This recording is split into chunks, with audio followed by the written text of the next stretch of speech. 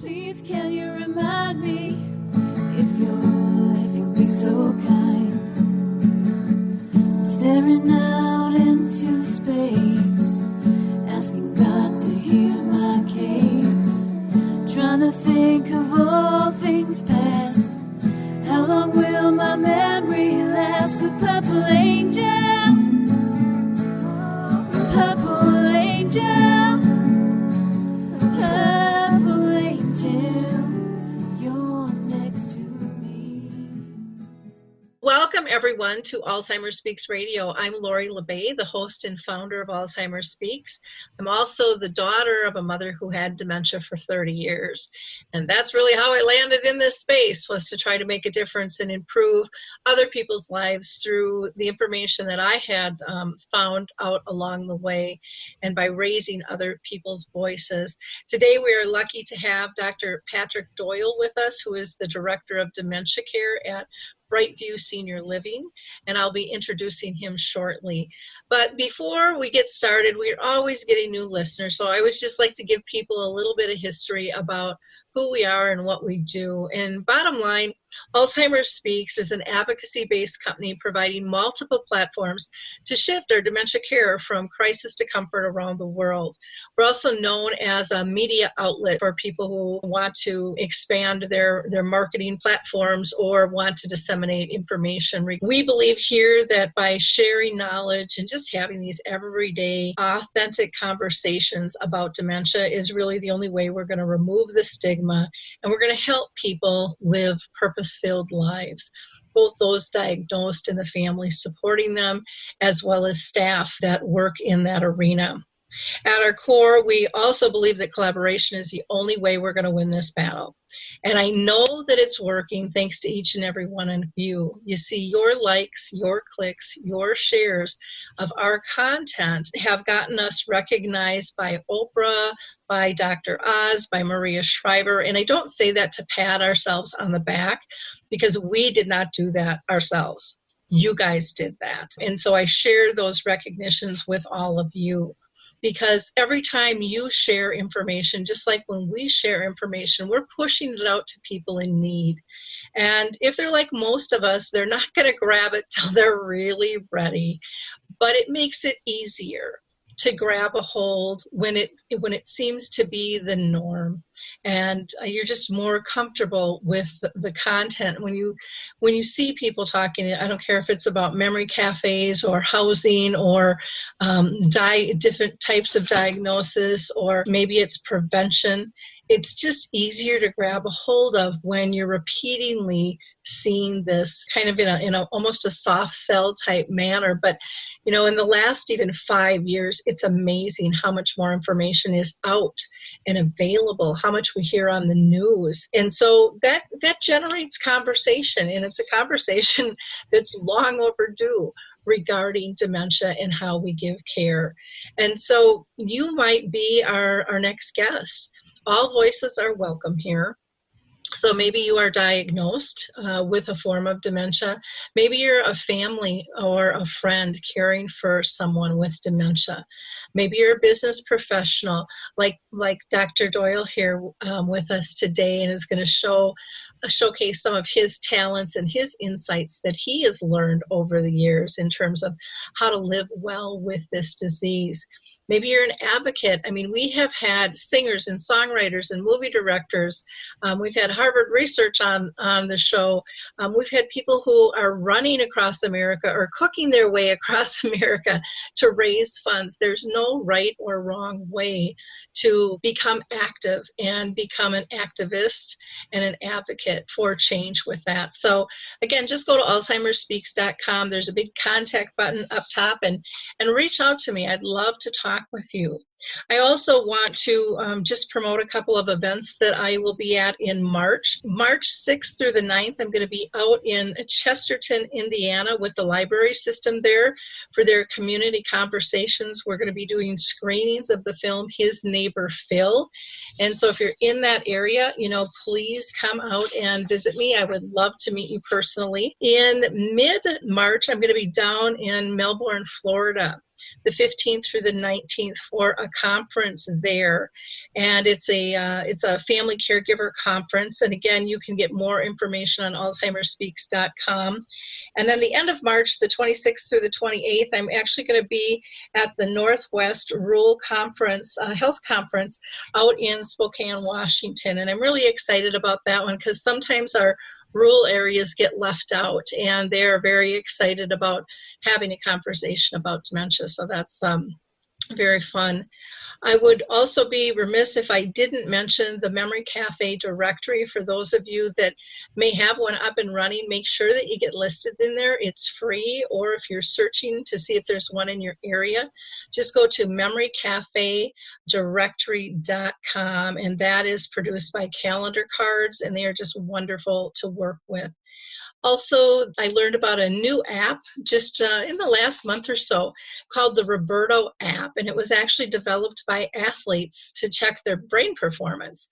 And it's really cool. It's very inexpensive. In fact, you can get a free subscription for it for a short period of time using our code, again, on our webpage. But you just play video games, and it will monitor the various parts of your brain so that you can kind of track how you're doing. And keep in mind that every brain function, if you're not doing so good, doesn't mean it's dementia. Maybe you didn't get some sleep. Maybe you're stressed out. Maybe you have a vitamin deficiency or are dehydrated. There can be all kinds of different things that come into play there. They're bringing this now into the schools and also into the businesses as a team development piece for people just to be more conscious of really their most precious organ they have, the brain, and we don't really talk about it much. So let me introduce our guest today. I am very, very excited to have Dr. Patrick Doyle with us. He has his doctorate in gerontology from the University of Maryland in Baltimore County, and he is the Director of Dementia Care at Brightview Senior Living, which I was just introduced to them recently when we did our dementia-friendly cruise. They were so nice to sponsor Jennifer Fitzpatrick's book with us, which was just absolutely fantastic, and people just raved about that. So thank you. Thank you, Dr. Doyle. That was wonderful. You also are a principal faculty member at the Center of Innovative Care in Aging at Johns Hopkins School of Nursing. So that sounds really interesting as well. So again, thank you very much for your work in that area. Patrick has designed and implemented and evaluated person-centered dementia care practices in over 35 Brightview senior living communities, while at the same time confronting the realities of dementia within his own family. And so he gets it. He totally gets it. So welcome, Patrick. And I have to ask you, I should have asked you before, do you want me to refer to you as Dr. Doyle or Patrick? I've been kind of bouncing all over there. Patrick. Patrick, okay. Thank you. So, I always ask our guests, have you been touched? And it's evident, by your little opening that you have been touched. Can you share a little bit of where you're at in the process and what that felt like to all of a sudden be one of them? Sure. Yeah, I as you mentioned, I have been personally touched. My mother lives with dementia. It's one of those circumstances that we're not quite sure what type of dementia it is or what's ultimately causing her cognitive change. But we live with the cognitive change every day, regardless of its etiology. So it's been a few years since she was formally diagnosed. She has a more vascular type dementia. She's had health problems for a long time now, over a decade. But now it's more cognitive in nature. So we've been, as a family, trying to figure out the best ways to support her at home. She lives at home with my father. My sister is, I guess, the good child. She lives right down, 2 houses down from them, whereas I live in Maryland, a little further away. But we're still pretty early on in her journey. I'm happy to talk about exactly what we're experiencing today. But I feel like I've had a more expanded perspective as it relates to dementia care and support As you mentioned, I've been a professional for a long time, but now my perspective has changed slightly as a son of someone living with dementia. Yeah, it is interesting. For me, I wasn't a professional in the industry. I kind of grew into that through my experience, but I hear from so many people that have been in the industry for so long how it really takes them back, because and again, you don't know what you don't know, but that real life experience does twist things a little bit in terms of what's practical, and how often does something really happen, and can you really control it, and because you have all your dynamics and then the surroundings dynamics and other people, I mean, all that stuff, it changes it up. Yeah, my mother was the person who introduced me to the field when I was young. So I always saw her as the person who was leading me to have a evolved perspective as it relates to care of older adults and people living with dementia. And when she started to change cognitively, we had to reframe our relationship. And she was always a very independent and strong and driven person, and some of her personality has changed, as you would expect, as she's confronting dementia. So I was surprised by how much I became frustrated with that, and would verbally become frustrated. And I looked at myself and said, geez, you teach this every day. You stand in front of hundreds of people all the time, and you tell them how important it is to be patient and empathetic, and not to remind someone that they just asked you that question. And yet now I'm struggling as a son because the visceral component of care became that much more relevant. I no longer had the objectivity as a professional, as an educator, as a dementia care professional. So it changed things for me. Yeah, I found the same thing. And, I was always in the kind of the caring profession. I was in healthcare, and then I went into real estate where you're, caring for families and moves and things. And my mom would always joke, she would always say from when I was very young, you sure have a lot of patience with everyone else. And that continued, and though you work on it and stuff, and you think you have a better handle on it, and I found myself getting really frustrated too with my mom. So I ended up creating a tool, because I was a taskmaster, and I wanted to be in control and in charge, and I needed to know that I was doing something right. So I loved checking off my list. My brothers later on told me, no, you're not a taskmaster, you're a control freak. So we had two totally different visions of who I was. But I realized that was controlling me. And I didn't like how I was always responding to Mom when she'd repeat herself 45 times in 10 minutes. I wasn't the gracious, loving daughter that I knew she deserved. And so I came up with this tool called Your Memory Chip that made me stop and think before every interaction. And for me, it was life-changing, and many people use this now. But it asked 3 questions, and one was, what do I want her to know? And that was, as a daughter, that I love her, but it can be used for staff as well, that we're here to support you. But realizing that it has to be more than words. We have to use all of our senses to connect, because then they're more deeply embedded and help the person remember. And the second one was really the most powerful, and that was asking myself, what do I focus on? And I would focus on my tasks, my little to-do list, and that wasn't working. So I had to switch that and decide to focus on 3 simple things. Was she safe? Was she happy? And was she pain-free? And when I focused on those 3 things, I found I didn't have to do all the tasks that I thought I did, or I didn't have to do them in the manner that I did, but it allowed me to reclaim my relationship with my mom and just slow down. And then that was my empowerment versus checking it off on the list. And then the last one was really being conscious of moments of joy and recording those, if it was on my phone or if it was a story or if it was talking with friends, but really connecting on a deeper level to share. And I apologize for getting off track, but I just thought, I was through it for 30 years, and if that can help you or anyone else out there, because it was life-changing for me. Yeah.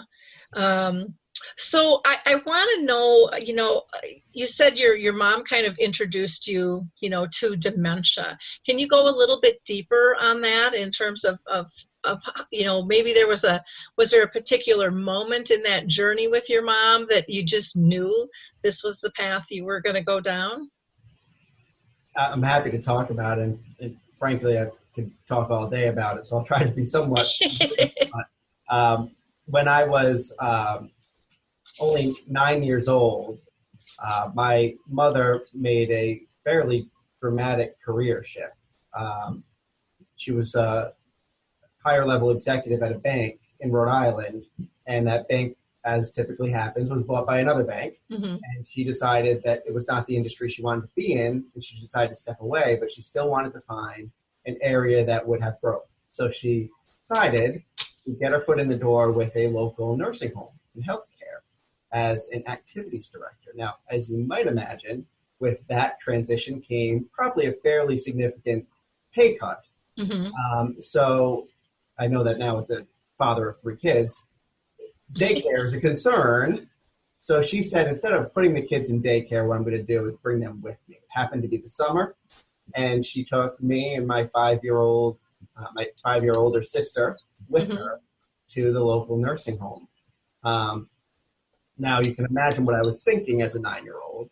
Mm-hmm. I was happy about that. My summer of play outside was quickly vanishing before my eyes.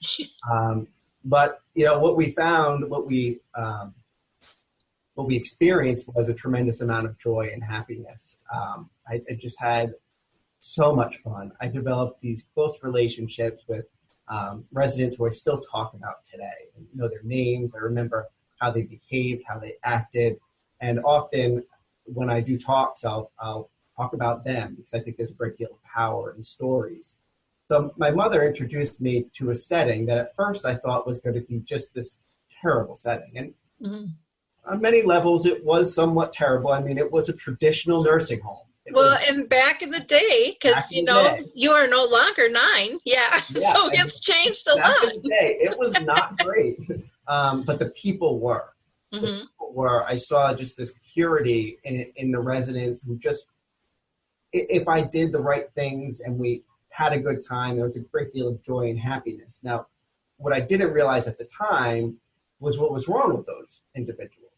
Now, I noticed differences, but as a 9-year-old, I was more like, they're fun. They're different than me, but I like them. I like that Gladys walks up and down the hallways and says, oh, blah, blah, blah, to the housekeeper when she's trying to take the linens cart away from her. I loved that. I thought it was rebellious. I thought it was fun. But I didn't know, I only knew in retrospect that many of the residents I grew to love in that nursing home had dementia. So I continued to work through high school and through college in nursing homes in various parts of the state.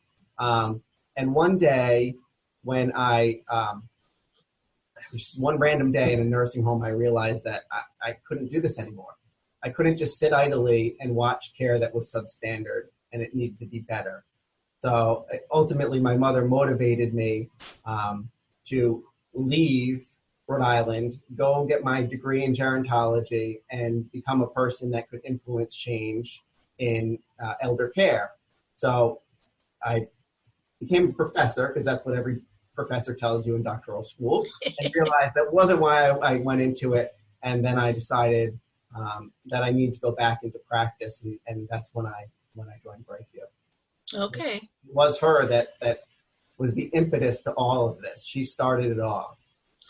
Well, I love that story because it just shows, too, with kids, we haven't learned that something's wrong.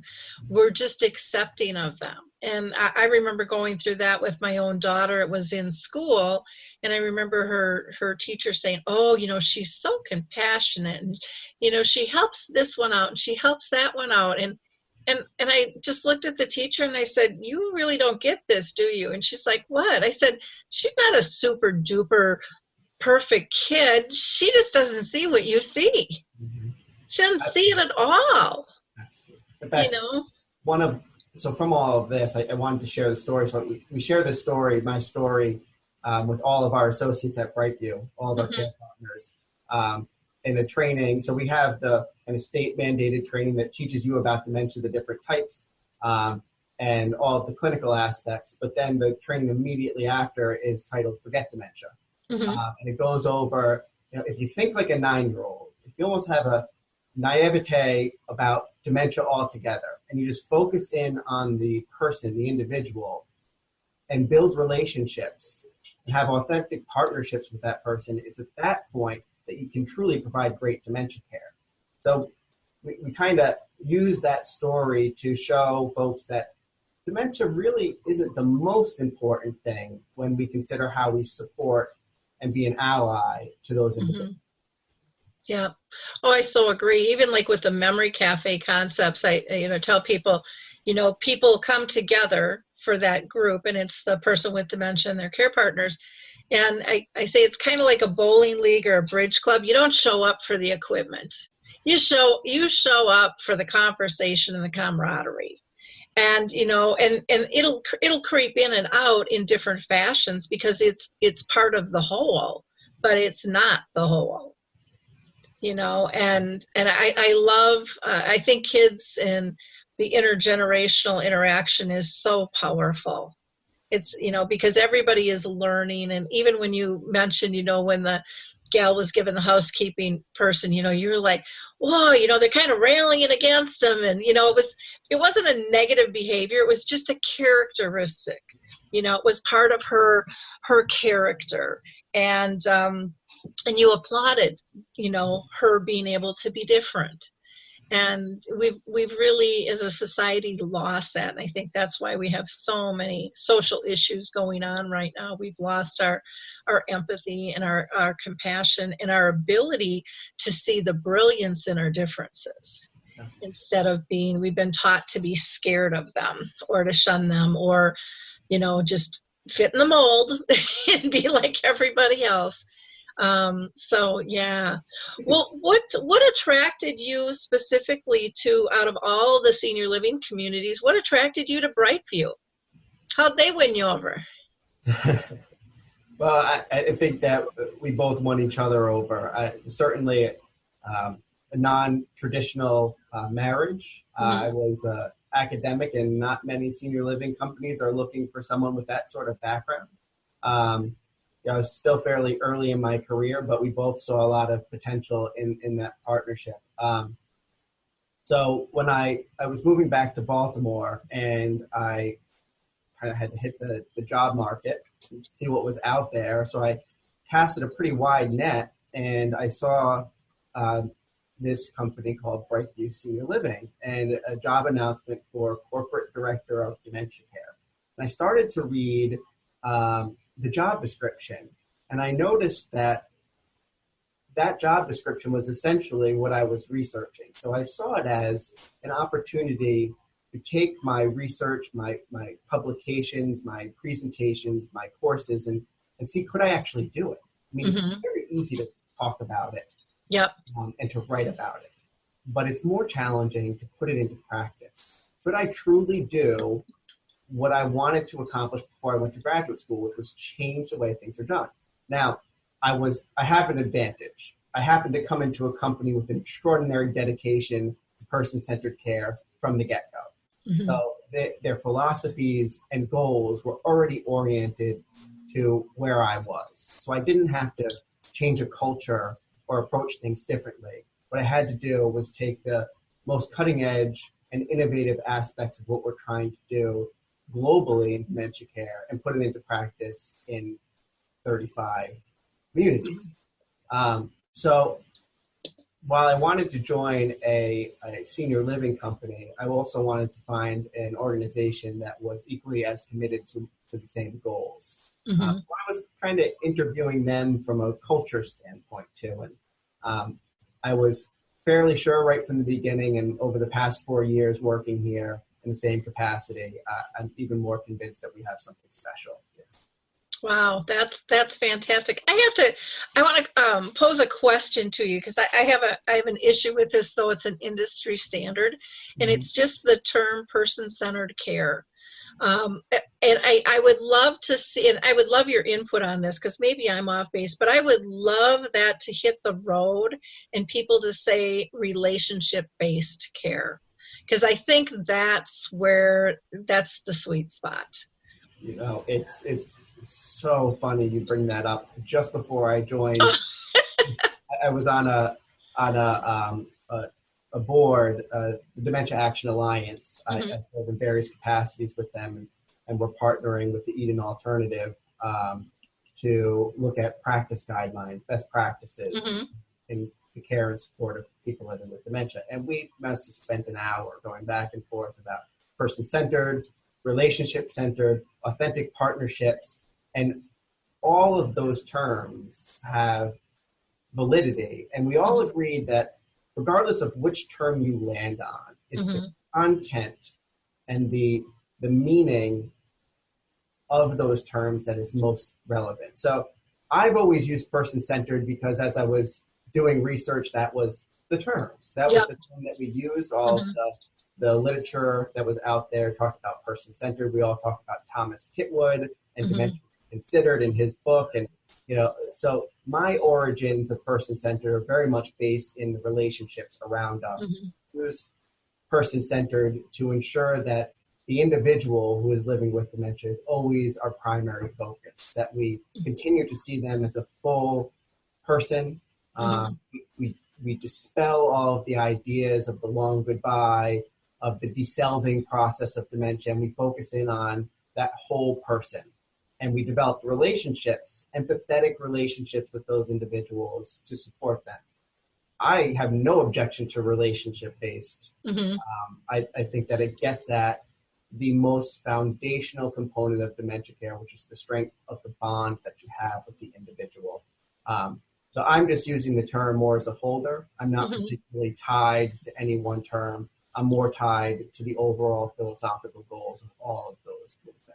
Yeah, I guess I just see it as a term that has gotten, that had a specialty and has gotten overused and watered down. And so to me, it's time to enter some new terminology just to shake things up and get things realigned again. I couldn't agree more. In fact, we don't use person-centered care at Brightview. We're more descriptive in what we do, so people understand really our philosophies and our practices. We don't put it under any umbrella for very intentional reasons. But we had to figure out, as Dementia Action Alliance, we had to figure out, well, how are we going to talk about it? How are people going to know what we're trying to accomplish, what framework we're trying to generate, and what change we're trying to influence? So we didn't come to a conclusion quite yet. It's still an ongoing discussion because there are so many perspectives around it. Yep. Well, it's I didn't know you belonged to that. I used to be on one of their advisory groups. I was a co-chair for, I think it was marketing or something a few years back and stuff. So yeah, good group doing good things. So that's neat. Did you go to the conference that they had in Atlanta? I did. Did you? No, I was speaking someplace else, but I heard it was fantastic. It was fantastic. It was really, I've never been so emotional at a conference. And it did happen to align with some changes with my mother. But it was the first conference I had probably ever gone to that was created and driven by people living with dementia. They were on the stage. They were giving lectures. They were on town hall panels. They were answering questions. They were being so authentic and provided an expertise that, frankly, I don't have. No one has, aside from people living with dementia. I was so rejuvenated by that conference and felt we need to do this more. At all conferences, the voice of the person living with dementia, individuals living with dementia, needs to be out there, needs to be heard, and needs to be listened to. Yeah.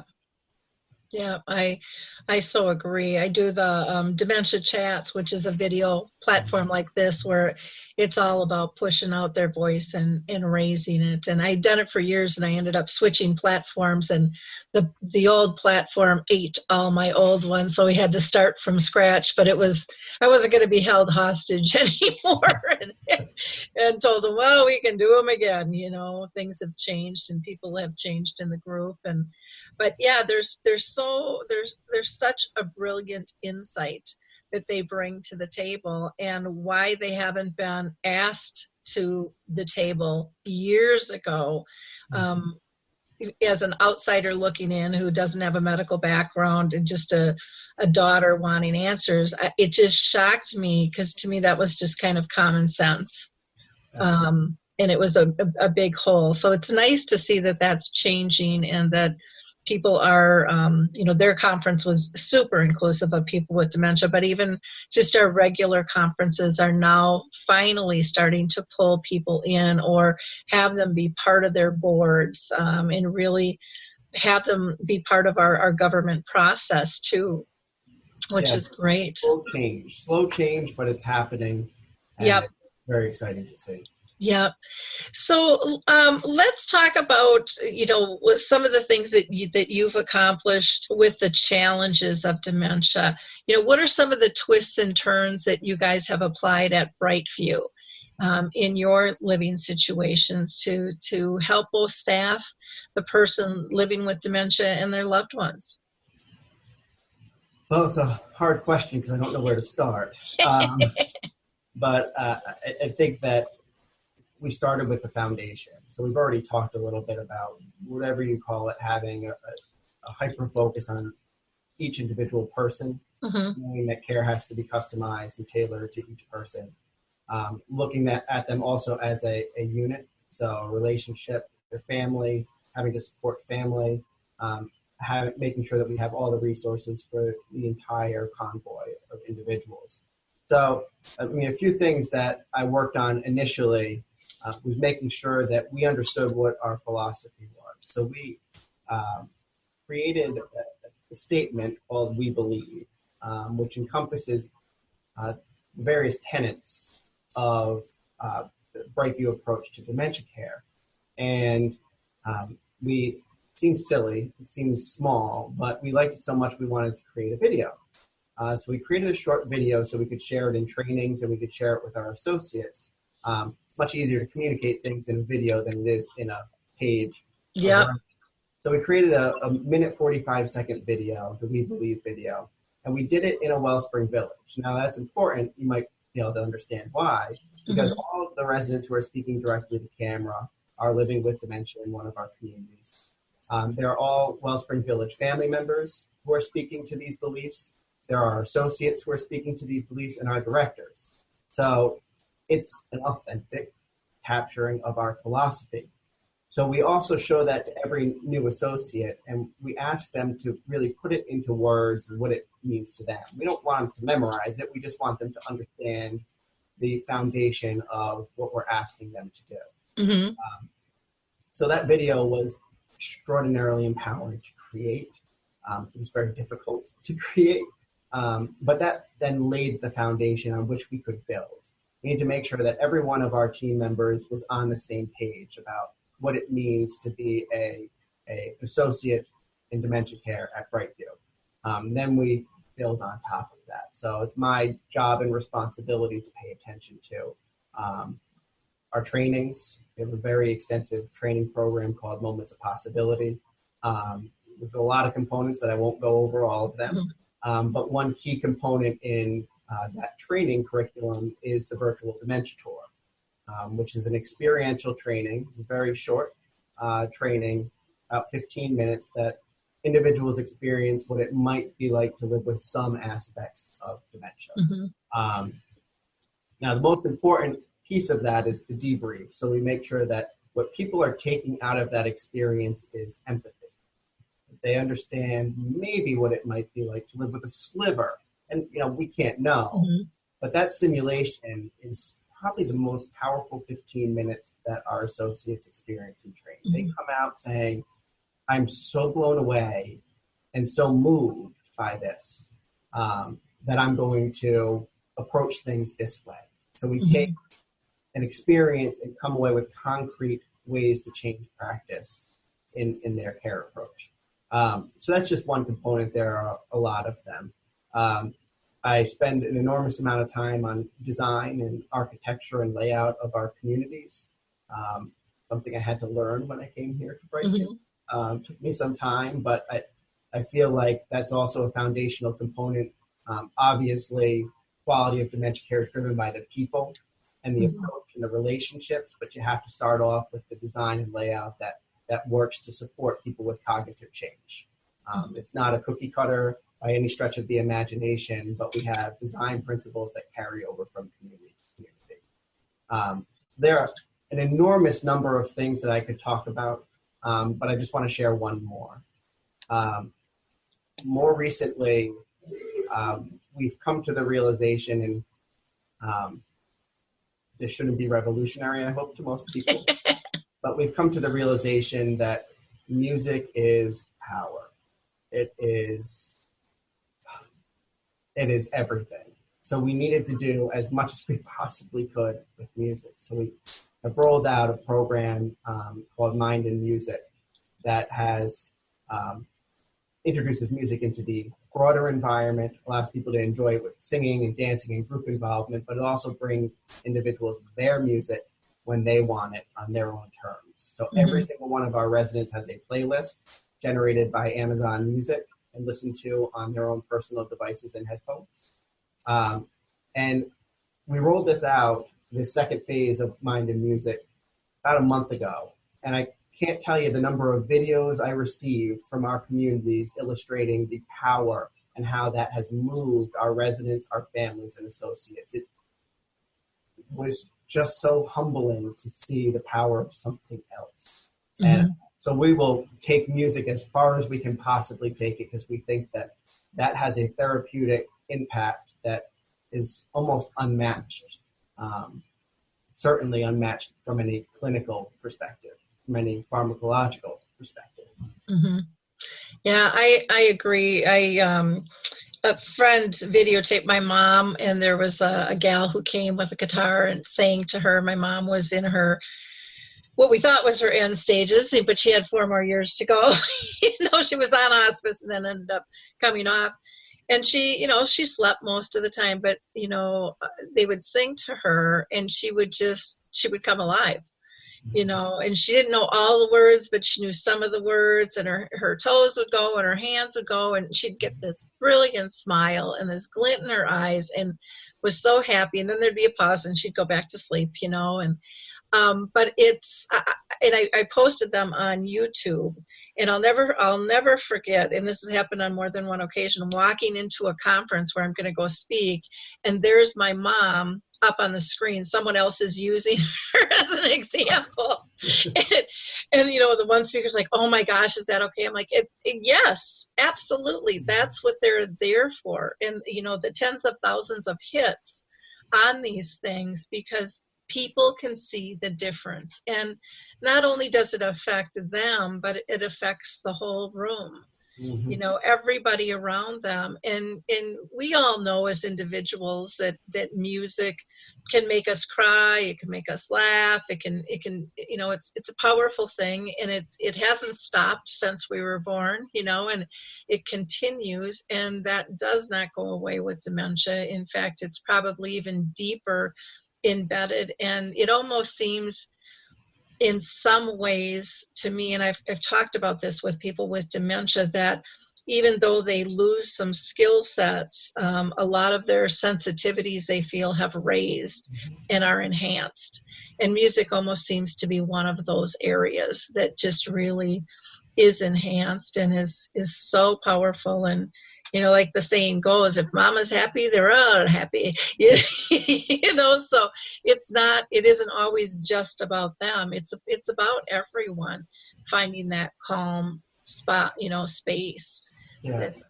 There was mentioned I have 3 kids, so the movies I go to see are kids' movies. So, Pixar just released a movie called Coco. I haven't seen that one. I'll have to bring my grandkids. You have to. So Up is another great Pixar movie because it represents older adults in a very positive way. Coco, one of the main characters, the grandmother has dementia. They allude to it. But the whole movie is about the power of music in building relationships, in continuing cultures and traditions within a family, within society. And at the end, I won't give anything away, but at the end, it has a beautiful moment where music brings the grandmother out of her shell. And she starts to talk about the song, what it means to her, how it relates to her background, how it relates to some memories. And while it may seem on the surface that, oh, well, this is just an animated movie from Disney, this truly happens. It truly happens. When you find the right song, the way that people respond will just, it changes everybody's mind about the possibilities that exist for everyone, regardless of cognitive or physical limitations. Yeah. I wanted to bring up too, because you had mentioned the dementia, the virtual dementia tour, and I've gone through it 3 times. And people go, why did you do it again? And I'm like, because I just want to experience it. Every time I've gone through it, I've experienced something different. The last time I told PK was the most almost traumatic on my body, because I went to leave, I did the debrief and stuff. And then I went up to my room. We were at a conference. So I went to my hotel room, and I got back, and it was like an hour and a half, 2 hours later, all of a sudden I'm like, oh, I left my purse. I was like one of the last ones. So I was hoping to God they were still open, but I was that disoriented, through the process. And it's a good teacher of what we don't know and what they could be observing. Because we are so set that everybody sees and hears everything that we do. And yet you ask any police officer and they will tell you nobody sees or hears anything the same. And the dementia tour just really kind of knocks that through the park in terms of what you walk away with in terms of being different.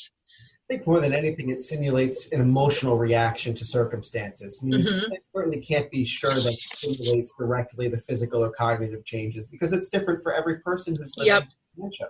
But what it does is it creates those visceral reactions, and it makes a person understand why someone might be getting so frustrated, or why someone may be confused or disoriented or forget her purse. It gives you some insight that the environment, both your intrinsic situation and your extrinsic situation of the environment, drive how you react, how you behave.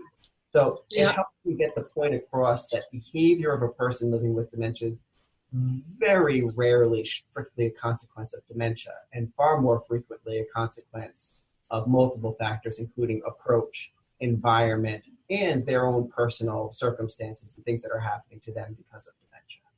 Yeah. Now, you had mentioned about training staff. Do you do any educational programs for families too?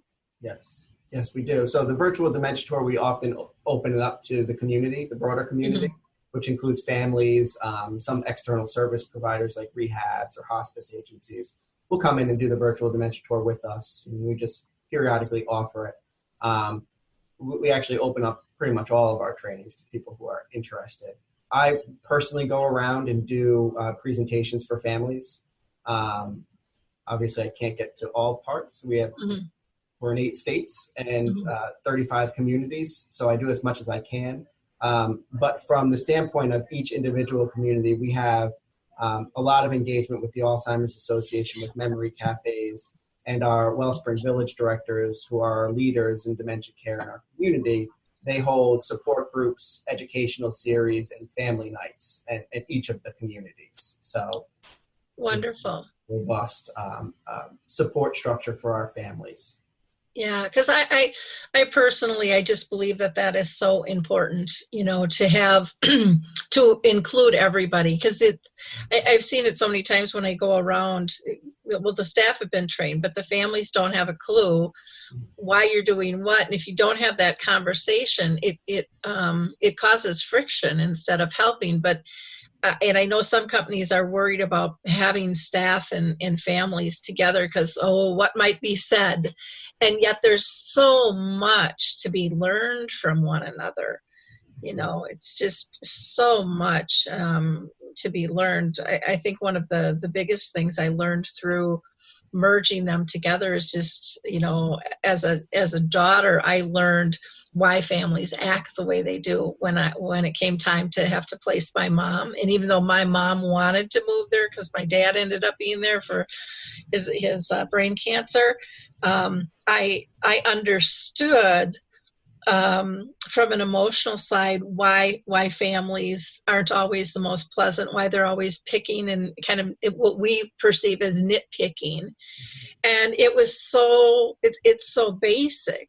It's like families have limited time, and so they want the environment to be as best as possible, and so they're going to go in looking for problems to fix. And we're only going to find what we're looking for. So they're going to be upset because, there's a Kleenex on the floor and the housekeeper just left the room. But it's kind of crazy. But when you understand that mentality and can switch that they have to trust you to know that you are going to do what's best for their loved one, so that they can not look for problems, so that they can come and create moments of joy, so that they can have those relationships. And part of it is, as you well know, is teaching families how to engage, because they're fearful too of, I don't know what to do. And music is a great tool, one of the great tools to be used for that. I couldn't agree more. I think the more time we can have our care partners or associates interact with families in a positive way, the more that they can have bilateral empathy for each other. Mm-hmm. Families can understand the experience of associates, and associates can understand where the families are coming from. Spend a lot of time trying to generate that understanding and empathy. And part of it is consistent assignments. Part of it is ensuring that the same care partners work with the same residents on a consistent basis. So every time the family member comes in, they know when they see that care partner, they've been working with their loved one. But part of it is them just getting an opportunity to communicate with each other. Yeah. So our supports for families are kind of in two categories. We want families to be able to come and learn, outside of visiting their loved one. They can just be there for themselves, have that need met. And then the other part is the family nights are more to facilitate ways for them to interact with their loved one. So as you mentioned, some families just don't know how to have a great visit. So we will plan the event, we will plan the activity, we'll have all the supplies, and when they come into Brightview, they just sit down and have a good time. Maybe sip and paint with their loved ones. Maybe it's putting hanging baskets together for the courtyard outside, whatever it might be. All they have to do is RSVP, say, I'm going to be there, and then we handle the rest. Yeah. I know one of the big lessons that I learned with my mom was they had a spa day where she was, and they did her hair and her makeup, and they had beverages and hors d'oeuvres, and music was playing. And I mean, the list just went on and on and on and on.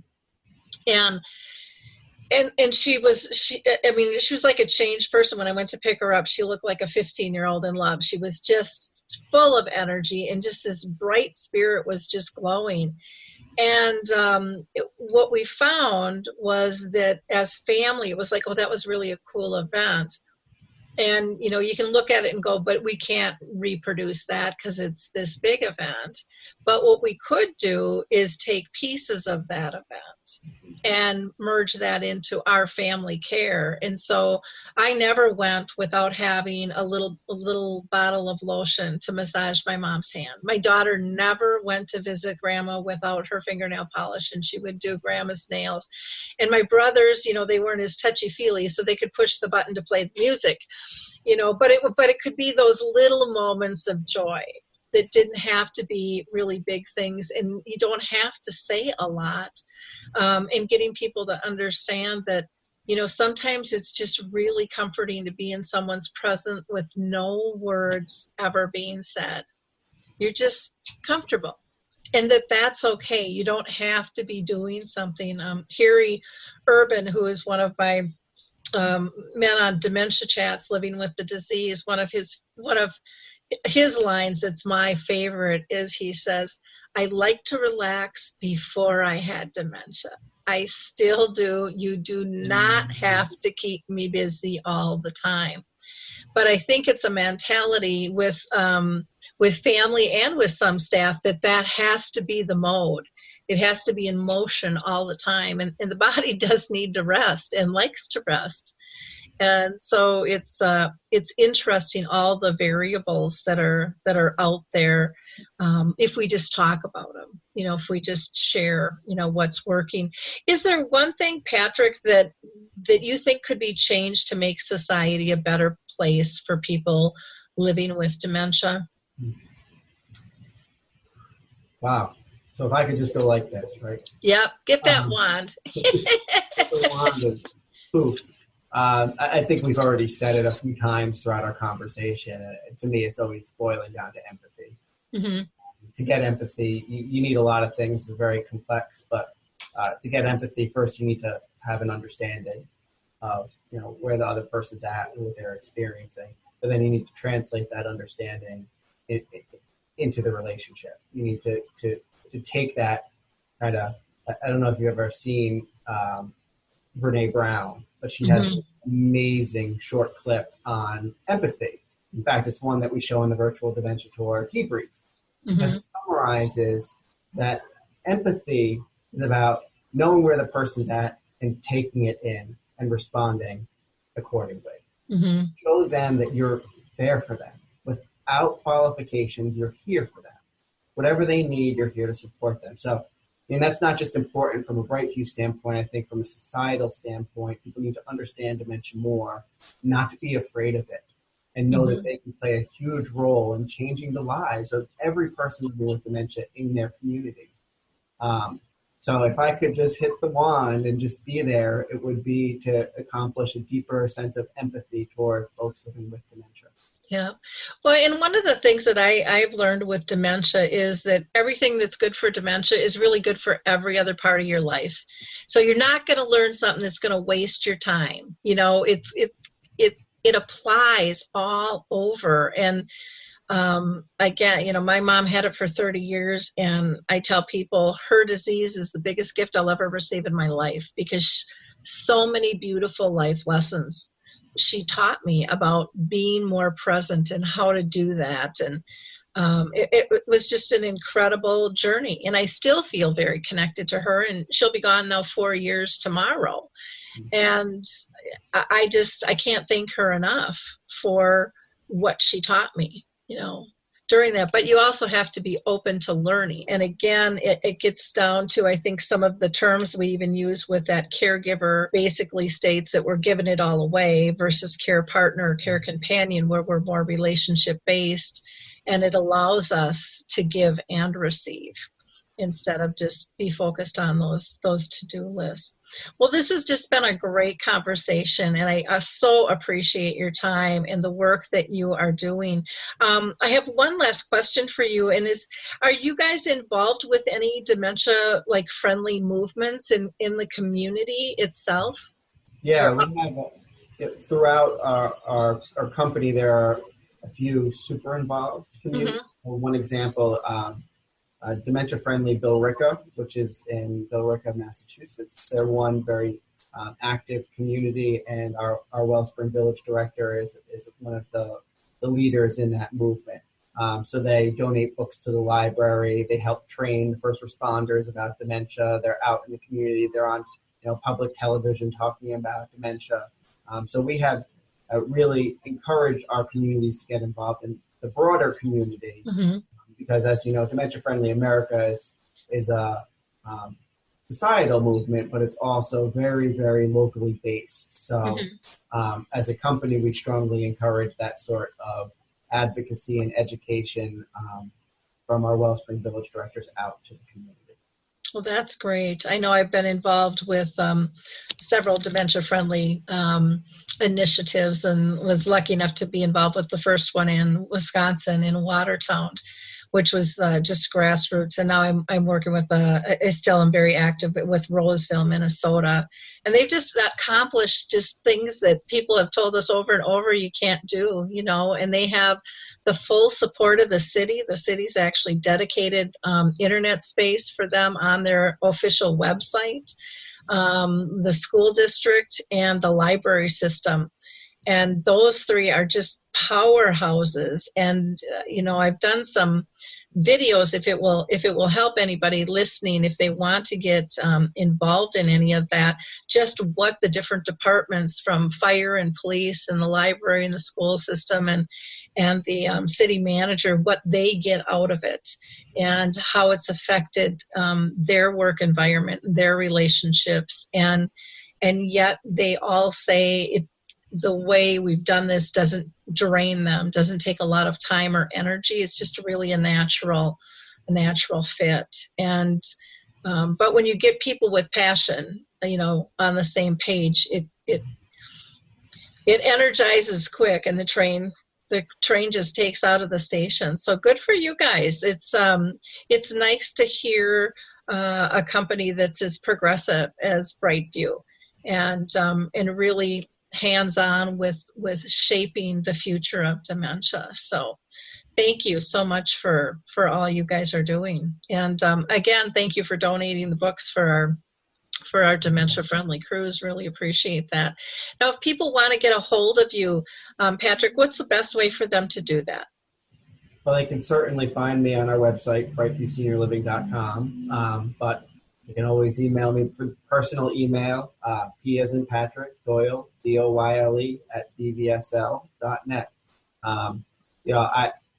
Through engagement with my talks, through education that I do, I have a distinct privilege of meeting just an array of individuals who are grappling with dementia in many different ways. And I find it very rewarding to give back and to have conversations like we're having today with individuals. So anyone who wants to contact me and have a conversation, even if it's not about Brightview at all, I hope that you can tell that this is a passion of mine. It is personal to me, and I want to help in any way that I can. And I'm so grateful for you, Lori, and for the opportunity to be on your show today and to talk a little bit about Brightview, but also a little bit about my personal story. I probably don't get enough opportunity to get that out there and to talk about it, so I'm very grateful for you and all. Well, thank you again so much for all you're doing. And wrapping up here, I'm just going to do a shout out to a couple of organizations. The Women's Alzheimer's Movement, which is Maria Shriver's. They are just a fantastic group known as WHAM, and they will be doing their Move for Minds event this summer in June. I think they're going to roll information out late March in terms of where all that's going to be. And Maria is just probably one of the most authentic people you could ever meet. And I always give a plug to her Sunday paper that she puts out. If you want to get inspired and hear her interviews both in writing and she does video ones with thought leaders, that is the newsletter to get. I look forward to it every single Sunday morning. And then she also shares her authentic self and is just so open and so vulnerable, which is, I think, just great. She just really calls things the way she sees them. The Call Alert Center, I want to just let people know about that. That is a wonderful organization. If you are worried about anybody wandering, it's very economical. It's under like $15 a year, but you can be all set up in case that would happen. It just kind of lets you sleep. If you're a business professional and have clients, or if it's a family member, just to have that set up in place so you're not trying to remember how tall are they and how much do they weigh and what's the license plate number.